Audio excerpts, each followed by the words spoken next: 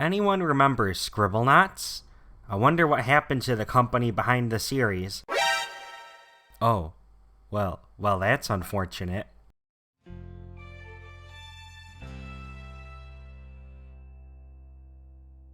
Today, we are going to be taking a look at my favorite Scribblenauts game, Scribblenauts Unlimited.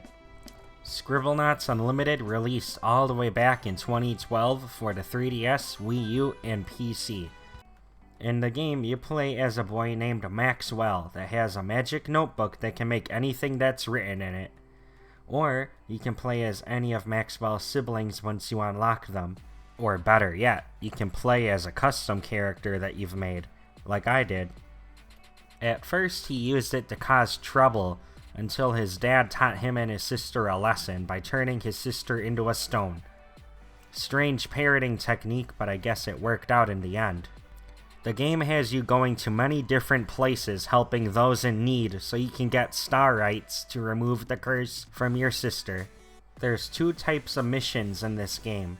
One that take longer to do but give you a full star right when you complete them, and then mini puzzles that are a lot easier and quicker to solve but only give you a star right shard instead.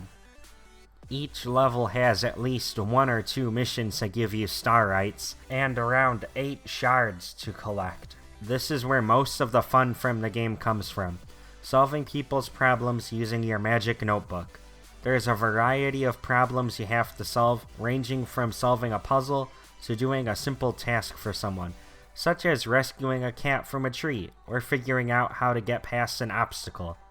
My favorite mission is the one where you have to get prepared for an attack on a hospital from a horde of zombies, by giving everyone gear and helping them escape before building a mech suit to hold off the zombies while everyone escapes. I just find it funny that the game makes you build the mech out of different objects that you have to put together, when you could have had an easier time just spawning in a mech yourself, but I guess that would take the puzzle aspect out of the mission, so I see why it's set up that way. Besides the missions, all there is to do in this game is use all of the stages you've unlocked throughout your playtime as a playground to do whatever you want. Your imagination is the limit with what you can make thanks to the amount of objects you can create with the notebook. And that's not even including the fact that you can have adjectives put onto pretty much anything, minus some specific quest items during a mission.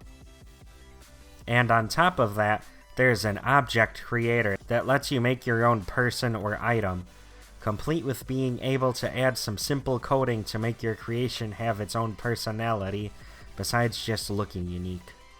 And if you don't have the imagination to put together something new in the game, or just not very good at using the editor, you can also use the Steam Workshop to choose from thousands of pre-made creations to add to your game. Or if you're on the Wii U, you can instead have access to special Mario and other Nintendo-related characters that were added to this port of the game. And if you play the 3DS version, like I originally did, then you don't get to use the creator tool.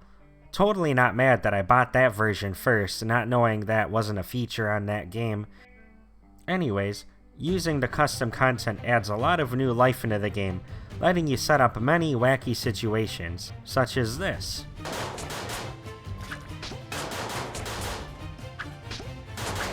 The game is a fun adventure though, a little short on missions, but if you get really creative, I'm sure you can squeeze a little more content out of the game after finishing the main story, and all of the little missions for the Starlight Shards. There is a little bit of extra content you can do by creating specific items with your notebook using the hints provided to you on the pause menu, but it's annoying to pause the game every time you want to work on the next riddle, though I guess you could just Google the list and read it off your phone. Overall, I'd say this is the best game in the series, being a huge improvement from the last games in the franchise, only rivaled by the game released a year after, Scribblenauts Unmasked. And we won't talk about the disaster that was Scribblenauts Showdown. That's a game that's disappointed many.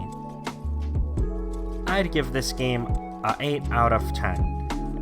The game definitely aged well, minus all of the very dated memes that they put in the game, But I mean, memes have like a shelf life of a month, so that wasn't gonna happen anyways. Like, OMG, wow, so quirky, it's Keyboard Cat. Wow, look, it's Long Cat, lol. Nyan Cat. Oh, look, it's the Keyboard Cat. Despite all of the dated memes, it is still as fun as I remember. I've decided I'm gonna put in as many memes as I can, so this video will be very outdated after only a few months of being uploaded. Better yet, how about I use some memes that have already been dead for a while? Well, anyways. I'd recommend the PC version over the others though, just because it has the most content by far, having the Steam Workshop and Creation menu, as well as being the most accessible, since the Wii U and 3DS eShops are both, well... Rest in peace, Wii U and 3DS, you will both be missed.